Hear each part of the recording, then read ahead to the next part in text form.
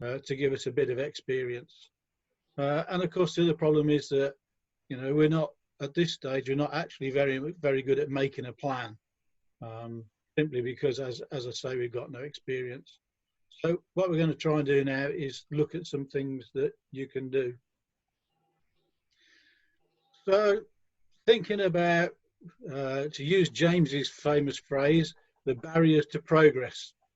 What do people think about, what do they worry about when they're thinking about their first cross-country flights?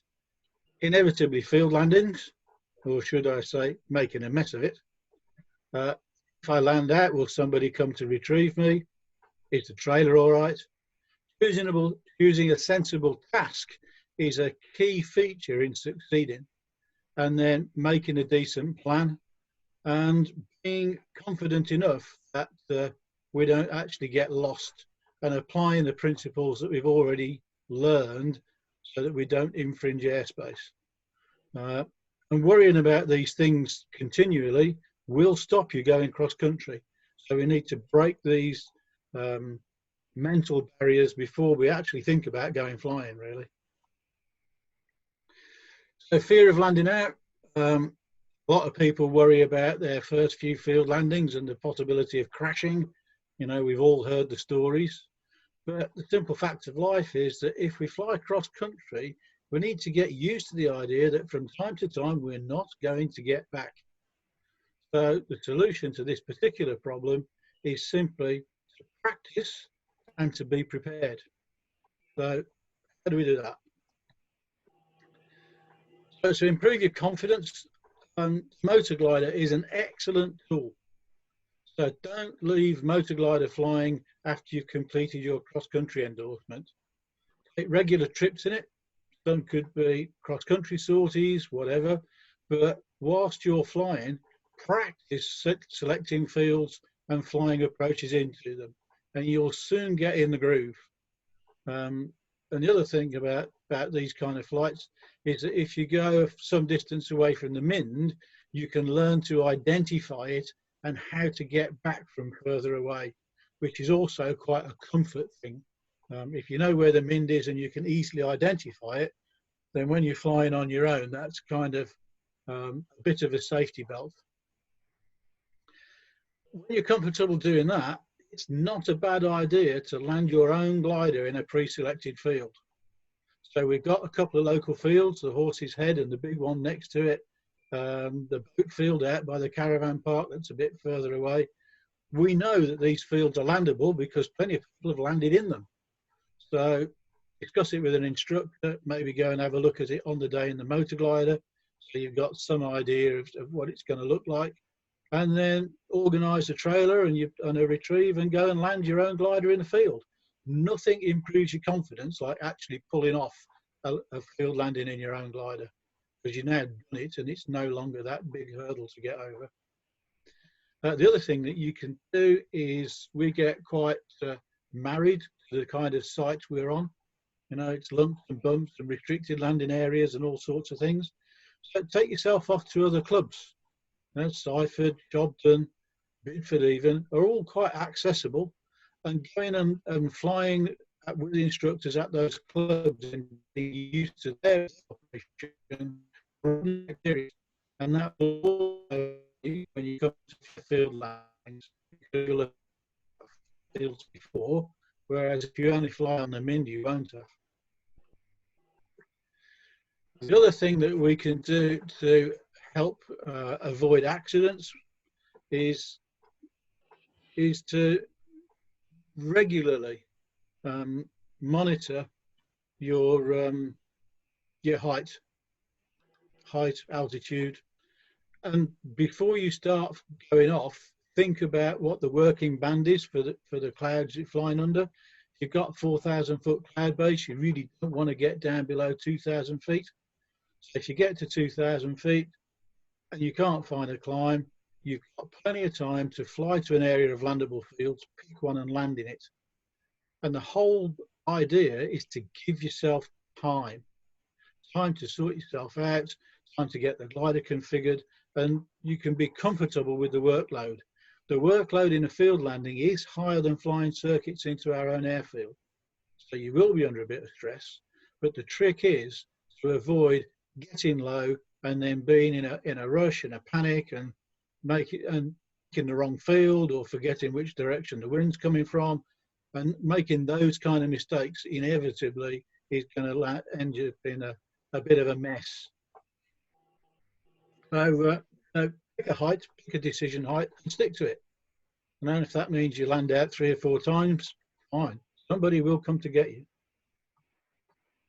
So on that point, we've got quite a good club atmosphere at the Mint. There's plenty of people around. If you land out, somebody will come to get you. The thing to bear in mind is if your trailer is serviceable, they will more than likely bring it with them. If your trailer is clearly not serviceable, don't expect the trailer to arrive. You'll have to sort that out for yourself. Okay. The other thing to bear in mind is if you're flying in the middle of the day and there's still a lot of club flying going on, and you happen to land in a field, then you're going to wait a while. So make sure you've got your phone, jacket, fleece, water, a book, all that sort of stuff, and you'll be set for the wait then. But somebody will come to get you. And of course, the reverse of that is that people will also expect you to go and get them from time to time. So going on retrieves, that's a good fun. They're always an adventure. I don't think I've ever done any that have gone completely according to plan. You always end up scratching your head at some point or other, even if it's only deciding which curry house to go to on the way home. Trailer. So last week we talked in some detail about preparing the trailer as part of your flight planning. So here's a little thought just from me. I used to fly a glider and the trailer wasn't, shall we say, it wasn't brilliant. And it was a good glider and I used to get around in it. But every time I got out of gliding range or more than a couple of thermals down the road, the thing was at the back of my mind was I mustn't land out, rather than thinking about what I should be doing. And that kind of negative thought that clings on the back of your mind undermines your confidence, and inevitably you turn back when actually the sky's quite good and you could have gone on. So it's an important thing to do is to make sure your trailer's okay. The trailer actually in cross-country flying is just as important as your glider. Yeah? It's no good having the world's best glider if you land in a field and you can't get back. Yeah. So here's another thought in terms of being prepared and getting things out of the way. Whenever I rig my glider, regardless of whether it's a cross-country day or a circuit day or whatever, I always put all the kit, that's the dollies and the trestles and securing straps and everything, back in the glider and close the doors before I take the glider over to the launch point.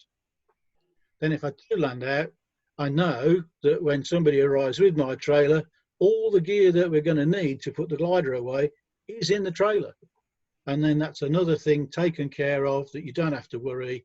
You can just forget it. If you land out, you know if the trailer arrives, all the kit will be there. So I spoke about choosing a sensible task, and I said that it's probably the most important thing to do to be able to get away from the Mind. So what I'm going to do now is hand you over to Julian, who's going to expand a bit on this subject, and then he'll hand back to me and we'll have a look at some other stuff. So hopefully this will work. Thanks, Steve. I'll now try to get my presentation up on here.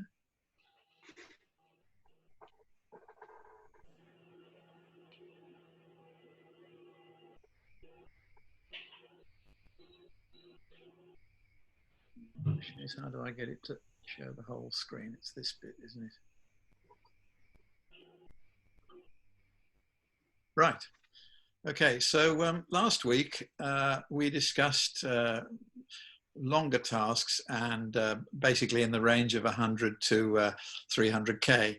And Steve's suggestion was that this week we should bring that down a lot and aim at a different audience altogether.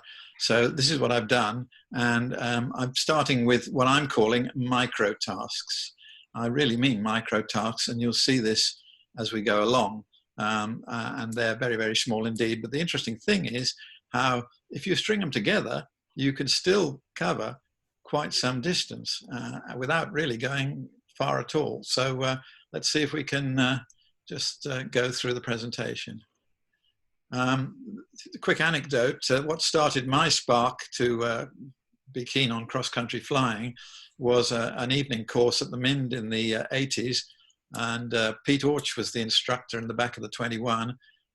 Flew down the ridge, this is quite late on, I don't know, 6 o'clock, 7 o'clock, something like that. Flew down the ridge, and at the north end found a thermal, a typical evening thermal, fairly gentle, so I climbed in it and kept climbing. And eventually I reached 3,000 feet QFE. And Orch said, no, what are you going to do with all that height? And I said, I have no idea. And he said, well, why don't we go to Bishop's Castle? And I said, what? Really? I can't see any other thermals. He said, you won't need them. So we just cruised out to Bishop's Castle and cruised back, and nicely back on the ridge at 1,000 feet or so. And that was a real eye-opener for me. I realized that what you can do with gliders, and you can go quite some distance. Just out of interest, I made a note here of what the distances are, and Bishop's Castle out and return is about 16.6 kilometers, and we all know it's just down the road. So that's the story. So you do have to understand what your glider can do, and it varies obviously with glider to glider. So this is why I put this slide up. L over D is a completely useless measure for comparing gliders. As I say, up here, as useless as 0 to 60 is in comparing cars. The BGA handicap list is used to compare gliders for competition purposes, and they reset it every now and again. But the idea is that a standard 15-meter modern glider, like a LS8 or something like that, is always 100, and that's 100%. So that if you fly, as shown on here, a K8, for instance, that's 69 this year. So basically, you will divide your time, if you like, or your by 0.69 if you were flying a K8 compared to the standard. And if you were flying an Arcus, you'd divide it by 1.07 because you're a higher performance than the standard. So the limit of the BGA list this year, I was amused to see, is in fact our own Dave Rance JS1C 21 meter, which is 118. So that's the range of Mind gliders, K8 69 to JS1C 118. I don't expect you to use these figures, but just to give you some idea of the kind of range of performance of gliders and how you can get some sort of measure of what your glider can do. So if you take a typical, say K23 there or K21, that's 85%. As I said, and the Duo, interestingly enough, is fractionally above the 100% at 101.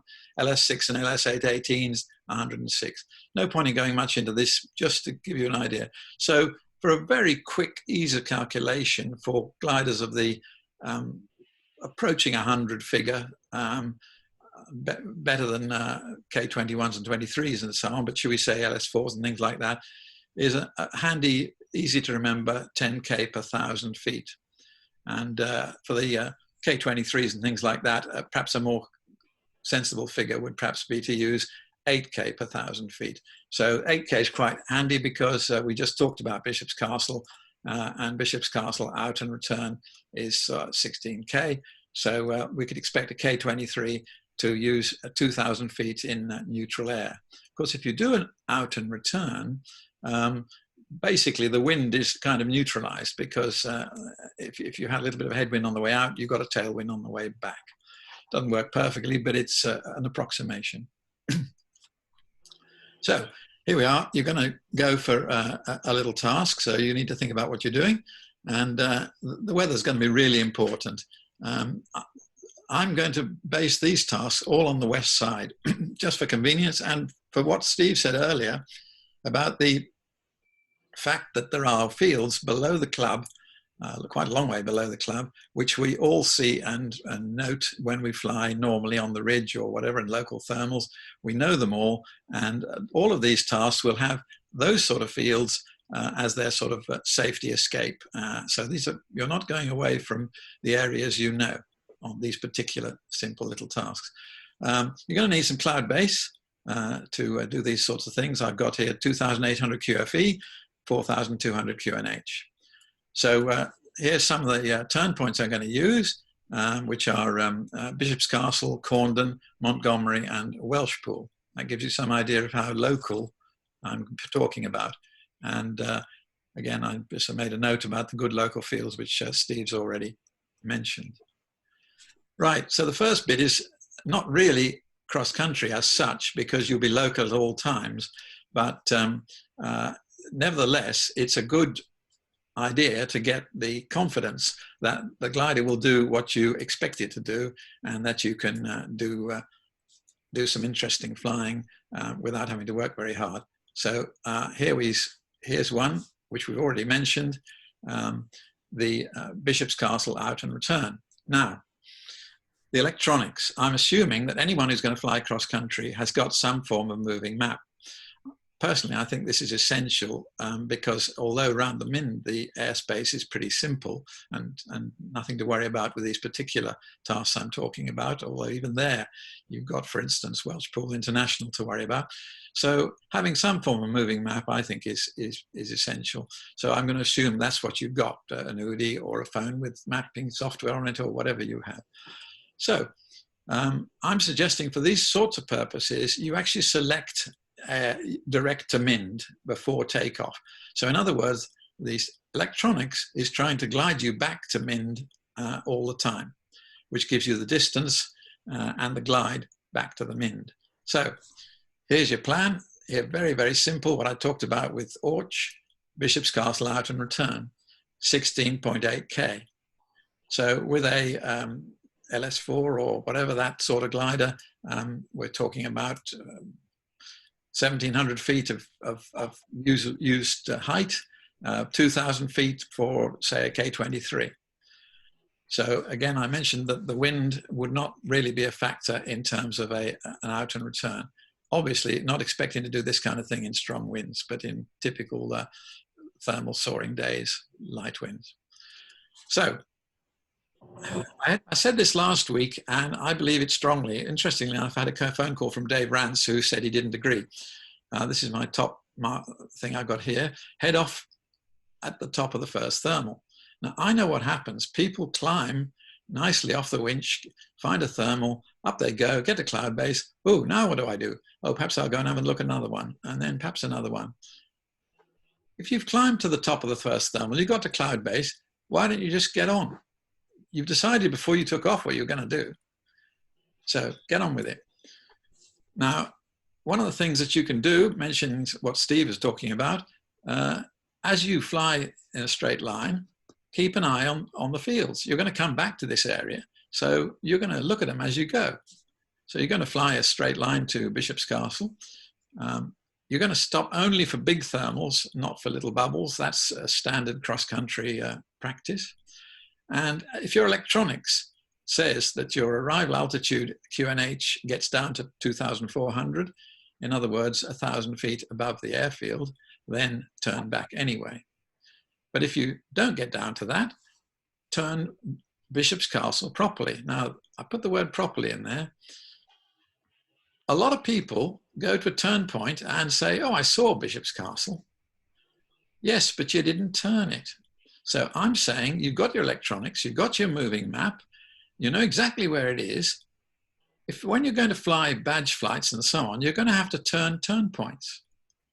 So turn the actual turn point, BCS, wherever that is in Bishop's Castle, I don't offhand know, but the fact remains it'll be on your moving map, so go round it. Only just round it, but go round it. If you, for instance, just a little aside on this, if you, for instance, were doing Tim's Triangle, which is sort of 100K, and if you turned just a half K short, in other words, you're pretty well on top of the turns, you would lose 2K on your task. So you wouldn't do the 100K. You wouldn't do Tim's. You'd do 98. Another point here is when you're coming back to the turn Bishop's Castle, you're heading back for the Mind. You're heading back into local soaring, landing patterns, launching and so on. So really observe what's happening on the airfield as you approach it. But I've already said, if you are, everything's working according to plan, you're going to be nicely high, above 1,000 feet. So not really a problem. Now, you've just done this tiny little glide out, I called it. It's not a task as such, it's a glide out. You haven't done anything, you've just flown out and flown back again. But you got back to the Mind. So what you're going to do now? It didn't take very long. You're not tired, there's plenty of day left. So why not grab the next thermal above the Mind? Up you go to Cloud Base and return to Bishop's Castle. If you can find a climb on the way, and I mean a proper climb, you're not fiddling around with little puffs, a proper decent thermal, take it. If you've turned Bishop's Castle and you've found a climb there just after the turn, a decent climb, take it. If you can't find anything, you glide back to the Mind in the way you've just done, but hopefully you will find one. And this time, you don't go straight back to the Mind, you head for CNN, which is Corndon. So you head for Corndon, heading north, and you monitor on your electronics what your Mind arrival altitude is. In other words, you've got a chicken out figure there, a get me home figure sitting on your screen. So you're watching that and suddenly you've hit some sync and you don't like it and you see the arrival altitude goes to 2,400. You haven't got to Corndon yet, just turn back to the Mind. And the electronics are normally pretty damn reliable, and you, with a bit of luck, will get back within 100 feet or so of that sort of figure from that sort of distance, and you're back home. On the other hand, you do get that thermal, and you continue going towards Corndon. You go off to Corndon, and you glide back to the Mind from Corndon. Hey-ho, you've actually done a little tiny cross-country, 28.3 kilometers. So maybe you didn't get the Bishop's Castle thermal or anything around there.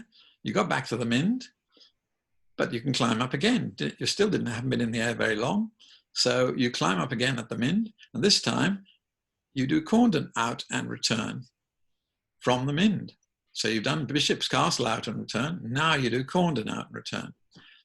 This is all above the fields, you know, all above the valley, you know. It's not frightening, and you're pretty damn sure you're going to get back on the Mind anyway. So there we are. We've topped up at the Mind. And if the cloud base is above 4,600 QNH, then Corndon out and return is a glide in a LS4 or whatever. You probably need to get to 5,000 if you're going to do it in a K23. And suddenly you get there and you get back to the Mind, and hey-ho, you've done a 40K task, to which you can add the one you did before, and suddenly the mileage is starting to clock up a bit. Right, now we get to proper cross-country tasks. We're going to go a little bit further. Same direction, straight out into the valley, past Bishop's Castle on your left, Corndon on your right, and you're heading for Montgomery. Now Montgomery's nice, got a castle there and so on. There's easy fields on your way back from Montgomery to the Mind. There are also good fields north of Montgomery in the sort of heading towards Welshpool area. Only requires one thermal to cloud base. So again, you'll be monitoring your electronics. You've left your electronics still on Mind. So there's nothing for you to do. You don't have to do fiddling around with the screen or adjusting anything. You can just leave it. You can use the moving map to see that you're heading for Montgomery. You can see Montgomery anyway, just visually, but you can just check the map that you're getting there. And off you go, and suddenly it's not working for you. So you just turn back again when you get to that height which you mentioned before, and back to the Mind. Your safety all the way is, if it doesn't go right, if things are not happening, you've got the fields that Steve mentioned below you in our valley. So you will get back from Montgomery to the bottom of our valley. And so you won't have to worry. You won't be going anywhere strange. You'll be seeing the ground that you've been seeing all the time you've been flying. So, okay, you got, with a bit of luck, to Montgomery, and you got back to the Mind. So maybe you feel like doing a bit more still. The weather's still okay. The thermals are working. You're getting a little bit confident now. Why don't we go for Welshpool? Again, just beyond Montgomery. It's Welshpool Northeast is the actual BGA turn. And as always, I'm recommending that you actually make the turns as such and not just, oh, I saw Welshpool. You actually go to the BGA turn. You probably need 2 thermals to get to Welshpool. If it fails, you've got a very easy glide back into our valley. You can turn back at Bishop's Castle or Corndon if you're unhappy at all. And if there's a bit of west in the wind and the ridge is working, you can drop down back onto the Mind Ridge at quite low altitudes and climb away to land. If you get stuck out towards Welshpool, there are some good fields on the Martin Pool area, which is a big flat area just beyond the Long Mountain type hill. That's on the east side of the Welshpool hill. And so to finish, if you do all those, you've done an unbelievable 139 kilometers without really going anywhere at all. But you've been proper cross country, you've had the confidence, and you got back, and you're feeling great. So that's my suggestions for you today.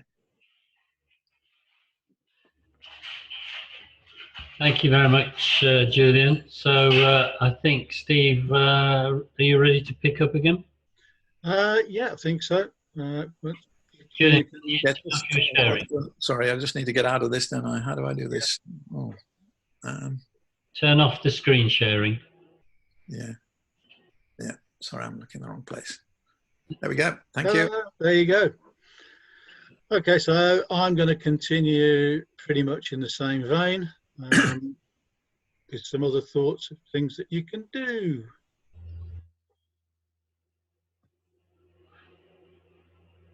There we go.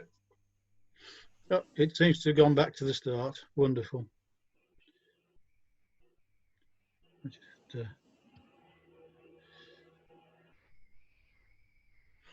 Okay, so thanks, Julian, for your thoughts.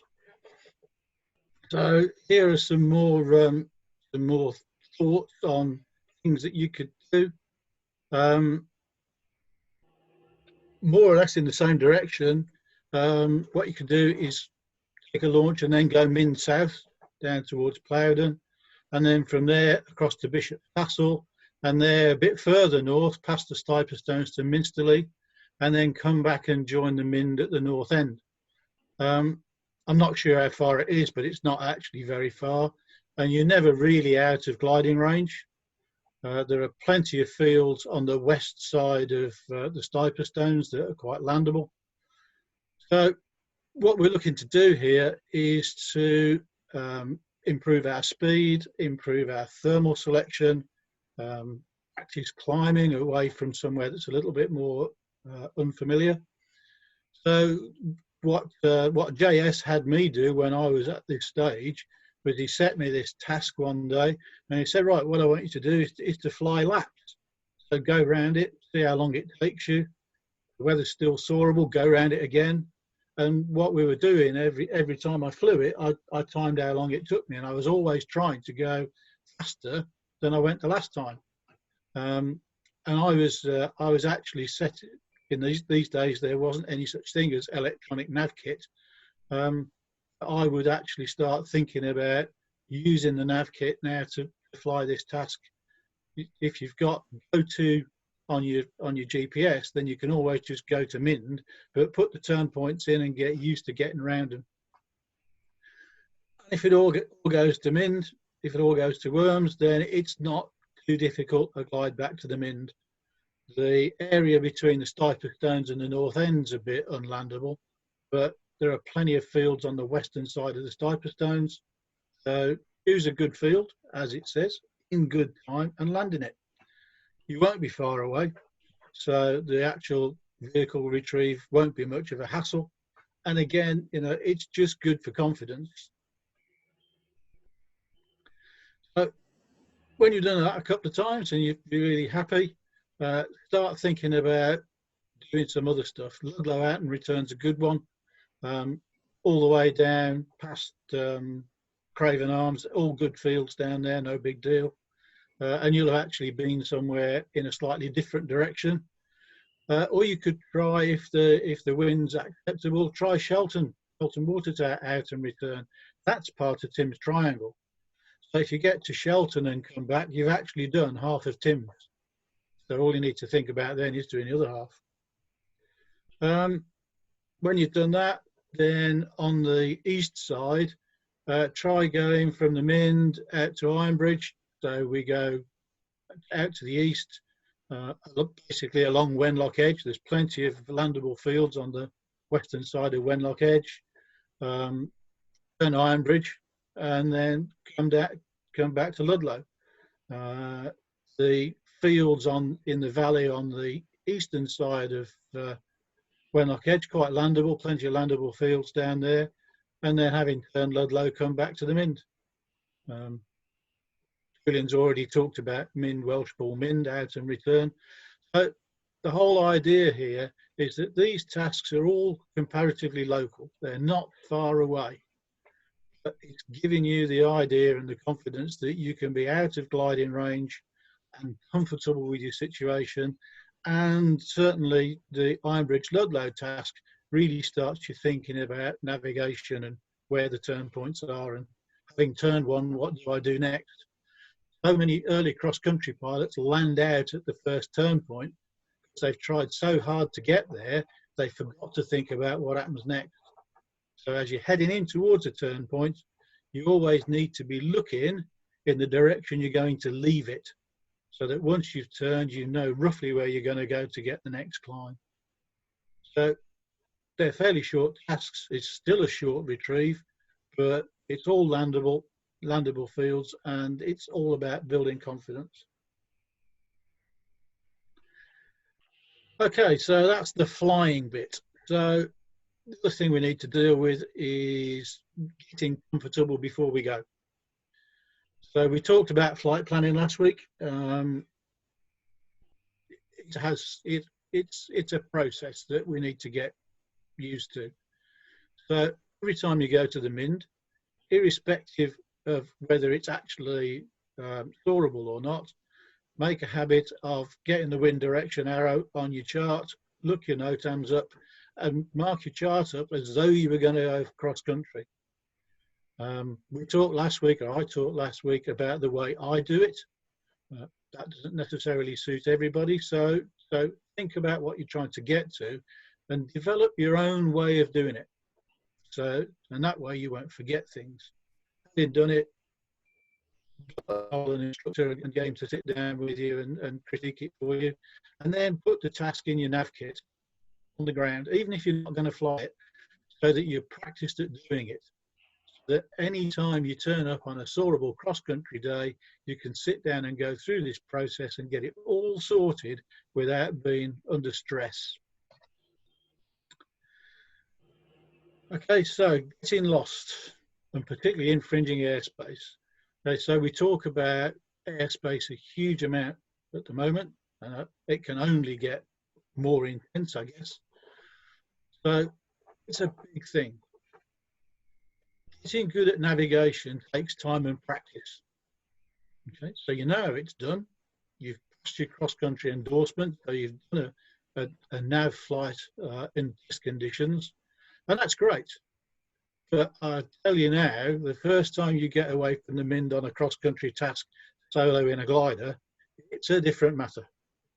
Certainly, one of my early tasks, JS set me, was to go down to Mortimer's Cross and back. And I think I was 2 thermals down the road, and I was absolutely, completely and utterly lost and disoriented. And I had to really think about where I was and what could I see. So it takes time. One of the things that you can do to avoid any problems is mark a course or choose a course that takes you well away from any airspace or NOTAMs, so you've got a decent safety barrier, and mark on your chart. I highlight on my charts where the airspace boundaries are and what the altitudes are. If you're using your nav device, make sure the airspace file's up to date, and also as part of your NOTAM check, look at the AICs. As we said last week, the AICs are great because actually they depict the NOTAMs in graphic form, so you don't have to start worrying about what's a 10K radius from some Latin long. It's actually a diagram and you can see it and relate to it. Okay, so other stuff to think about. Another intermediate step. So you go to the Mind, it's a soarable day, make a flight plan, and then grab hold of one of the TMG instructors and get them to effectively sit in as safety pilot while you fly the planned task in the motor glider. You handle the nav. If you go off to the north and there's an opportunity to talk to Slape or Shobden or Strawberry, then use the radio, get used to it. And the other thing that you're looking to do on flights like this is to look for and recognize useful navigation points. Stuff that you can file away in your memory so that you can easily recognize them as a reference point, and you know exactly where the Mind is from there. You know, the Stiper Stones, Earl's Hill, the edge of Shrewsbury, the Wrekin, all sorts of things. So that as soon as you look at it, you know where the Mind is. If conditions are good enough, once you've got back, have yourself a cup of tea, have a bit of a rest, and then try the same thing in the glider. You know, get in your glider and go and try and do the same thing. If you go to the Mind and you find it's a circuit day, then you need to ask yourself, what's the best benefit for your time? You know, flying 2 or 3 circuits in a club single-seater, or flying a few circuits in your own single-seater is fine if that's what you want to do. Or would you be better off investing in a flight in a motor glider cross-country? We get lots of days in the summer where it's quite a nice day, but there's bugger all lift about, or either that or the usual one is all the clouds are too far away from the Mind to actually be able to get to them in your glider. So use the motor glider. It's a really useful training resource, and it'll get you used to being away from sight, recognizing where you are, and just have some fun. I mean, at the end of the day, we do this for fun. Okay, so having said all that, what happens in the winter? Okay, so, you know, the weather's rubbish, we can't do very much. This is an opportunity to use the simulator.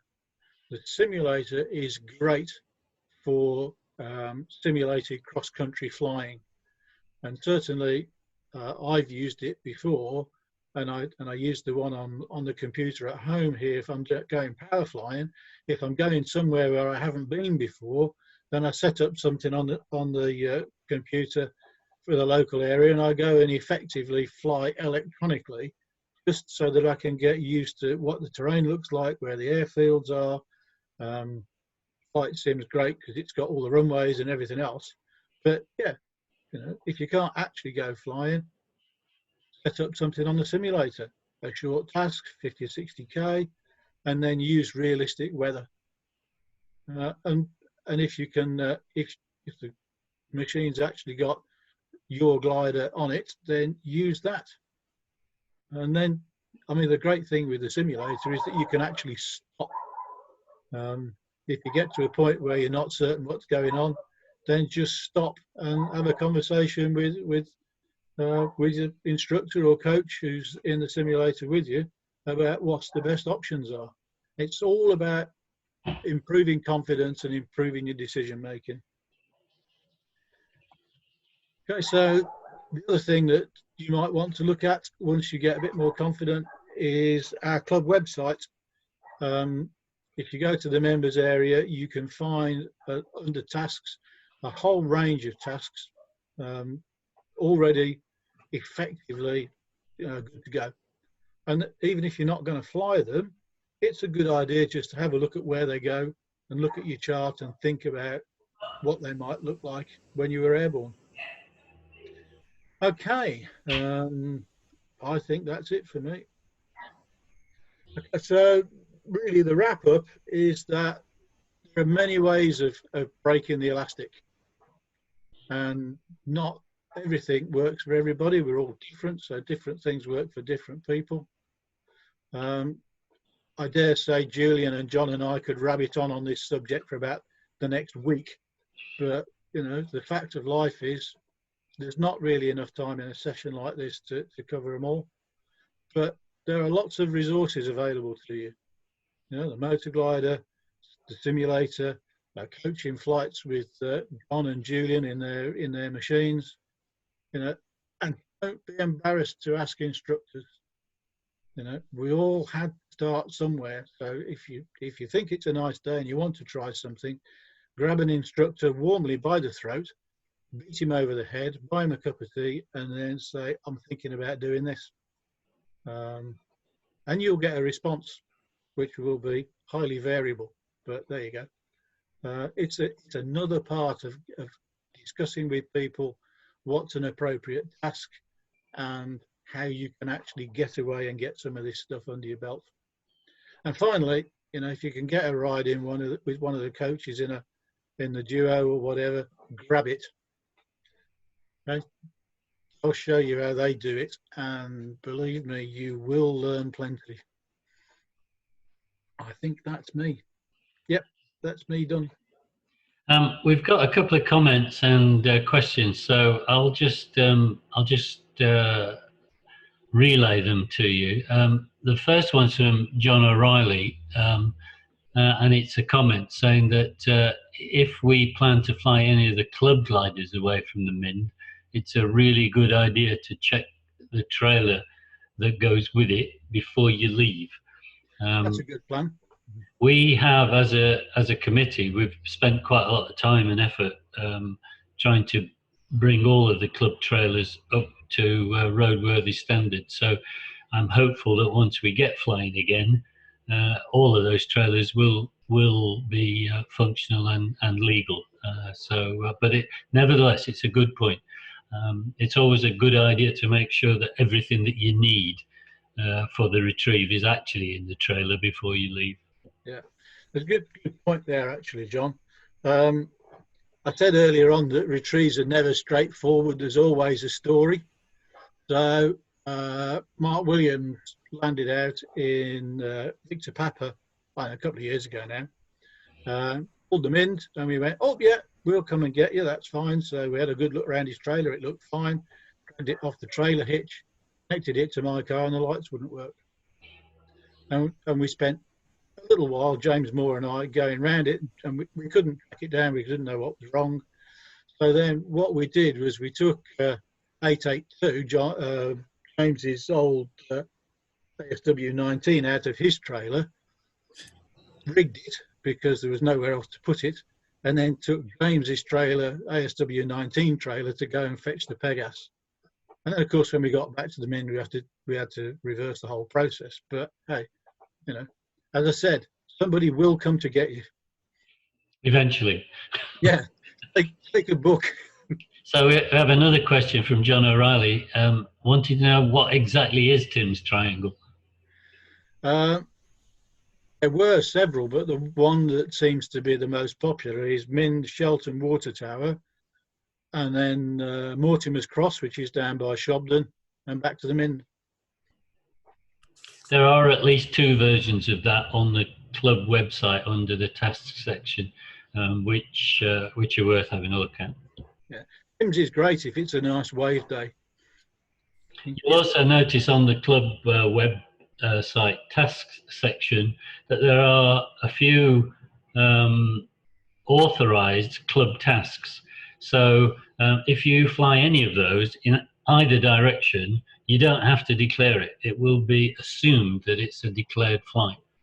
for the purposes of scoring on the club ladder. Just a comment there, John and Steve. I did look up Mortimer's Cross, and it's no longer a BGA turn point. It is still Mortimer's Cross, but it's called Leominster West, LMW. Yeah, and it's referred to as that on the task sheet on the club site. Okay, this goes to show how old I am, doesn't it? There's another question from Jeff Daly. How many people do you need in a retrieve crew for to retrieve a glider, and does it vary for different types of glider? Short answer, it does vary. If you were flying a standard 15-meter type glider, probably you only need 2 people plus you. 3 people plus you is more comfortable. If you're gonna go and retrieve something big like a duo, then I don't know, John, how many people would you have? 5 or 6? No, minimum of 3. You can manage it with 3. If it's slightly more difficult in a field, it can be more difficult in a field. But if it's strong winds, then you probably need at least 1 other. If it's a straightforward retrieve, I'd do it with 3. You can easily retrieve a 15-meter glider if you're pushed, if there's a lot of people landing out or whatever, with 1 person in the car and the pilot, if the trailer's in good nick. But as John says, a duo, it's going to be a minimum of 3 total, absolute minimum, and 4 is more comfortable. Yeah, bearing in mind you've usually got 2 people in the glider already. Yeah. Okay. Jeff Daly also asked, do we need to take tow-out kit with us when we do a retrieve? It's probably not a bad idea. If the glider's a long way into the field and the actual access is difficult, it might be better to bring the glider back to the trailer rather than dragging the trailer across a difficult field. You really need your tow-out kit? I guess that depends on how many people come to get you. Now, if it's a single-seater, then you want 1 on the wingtip and perhaps a couple pulling. So if you retrieve crews 2 plus you might be all right. I don't know. I think it depends on the glider as much as anything else. I think more useful than tow-out kit in a field is a tow rope. Yeah. And you can, therefore, you don't have to get the car right to the glider. And I've got a long tow rope in my trailer, which, you know, John, you borrowed once, and also, and you can have the car a long way from the glider and use the car to drag the glider across the field to a gateway or whatever. Yeah. Yeah, I think the important thing is when you phone in to speak to your retrieve crew, tell them the conditions of the field, because what you don't want is them to spend an hour or 2 driving to you and then discover that they haven't got the right kit, they haven't got a rope long enough, you know. So it's important to let them know if there are any issues that they need to deal with.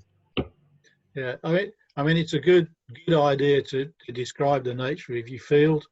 I had a land out down by Usk one day, and the field was where I put the glider. It was quite landable. It was nice and flat. The only trouble was it was on top of a hill, and the gate was at the bottom of the hill. So it was either a question, if we got a big 4x4, we could get the trailer to the glider. Without a 4x4, we got to find some way of getting the glider down this hill to a situation where we could de-rig it. So yeah, so when you're passing your message, make sure you let people know what your field's like and also what access is like. You know, if it's a long way up a muddy farm track, then you might need somebody with a vehicle that's got a bit more beef. Anyway, we all know that you're not going to land out because you're all going to be expert pilots. So one final question from Jeff. He thinks that there are good features of using a safety height on your electronic final glide calculator. And and he wants to know why Julian in particular, but I suspect both of you, advise against it. Julian? Yeah, well, I always used to, because that's the way my Cambridge came set up, and I didn't actually know how to change it. But in the end, when I found out how, I removed it. It's an extra bit of mental arithmetic, really, and it's quite easy to get slightly confused under the pressure of a marginal final glide or whatever. You know, is there a safety margin in there or is there not, and so on. So these days I much prefer, and John Randall, just before we had these meetings, John Randall sent me a note to say the same thing. If the machine is saying you're going to arrive at the Mind at 800 feet, there's no doubt about it, that's what's going to happen. And so you're going to be sure of what the situation is. And if you had a 600-foot safety height in, hang on a minute, that's 800 plus 600, is it still active, etc. So I don't believe in it at all anymore. Anything to add, Steve? Personally, I have no view one way or the other, as long as you know what it is. As long as you know how you got your kit set up and you stick to it consistently, you know. As I said earlier on, you know, it's different strokes for different folks. Yeah, I'm with Julian. I always set mine at 0 because I just like to be able to make decisions on the way according to what's happening on the final glide. But hey, you know, as you say, it's different strokes. There are a number of comments on the chat box, which I'm not going to repeat because you'll all have the chance to see them. But Jeff Daly also asked that Steve last week mentioned that you would like us to announce tasks before we leave site, and he says, do you have any more details about that? When we get into EASA land, probably sometime next spring, it will be a requirement.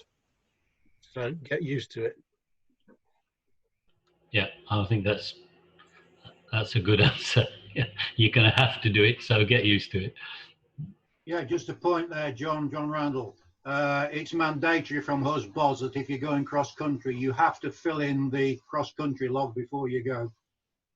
Yeah, so what we're going to do is when we get up and running again, the daily flying log where we record all the flight times, on the back of that there will be another grid for instructors firstly to sign off unlicensed pilots flying solo, because that's also a requirement. And that's where your cross-country flight declaration, for want of a better word, will go. So you don't have to worry about a separate piece of paper. You simply write it on the back of the daily flying log. Okay, so I'm going to allow 2 minutes for any additional questions, if there are any, and then if there aren't, we'll bring this lecture to a close. I've got a comment, John, for Neil, who is looking after his family at the moment. But he sent an email out this morning saying the difference between cross-country pilots and others is the cross-country pilot looks at the next cloud en route and the others look at the next cloud back to the site. And I thought that was a very interesting comment. Yeah, that's good. Yeah. I suppose that the one thing that I use, we talked last week about having a trigger to launch. We talked about the launch trigger and when you were deciding to go, and that really applied to sort of longer planned tasks. But for this kind of thing, if you get a decent climb to 4,000 feet, 4,500 feet QNH, you're 3,000 feet above the Mind. As soon as you break that limit or that data point, get on with it. Don't keep looking for a better climb to gain another 50 feet. Just, I've got to 4,500 feet. I'm in the right place, in the right conditions. I'm gone. Yeah, I think that's a really good point, and it's something I always say to people, that remember, from a good winch launch at the Mind with a stiff wind, you're already at 3,000 feet above sea. And for most cross-country pilots, that's all you need to set off. So go straight off the widge. That's what I would say. Anyway. John, I think there's one other thing on the mental one. When I did my first 50K, the thing that made it for me, the guy that set the task said, don't worry, I'll get you back. And I think that's the message we need to get to everybody. If you land out, we'll fetch you, and then you don't have to worry. And I think that's the key bit, the mental bit. Yeah, good point, John. Thank you. Yeah, if you land out, somebody will fetch you at some time or other. Yeah. If your trailer's serviceable, they might bring it with them. I can absolutely support that. Someone who's probably done 100 field landings in my flying career, for the first few years, every time I set off cross country, I landed out. In fact, one task week, I landed out twice in the same day and got 3 aerotows all in the same day. And the last aerotow was back from Silverstone. Anyway, I think that's been a really good evening. Thank you guys for the second part of that conversation. As I said, I have recorded this. I've no idea how I'm going to make it work, but we'll have a look. In a few days' time, the PowerPoint presentations from all of the lectures so far will be available on the club website. And as soon as they are available, I will send out a note and you can all go back and have another look at them. So thank you very much. Thanks for joining us. Thanks to Julian for his help. And don't forget, we're all meeting in the bar again tomorrow night. Take care. Bye. Bye for now. Bye-bye. Yes.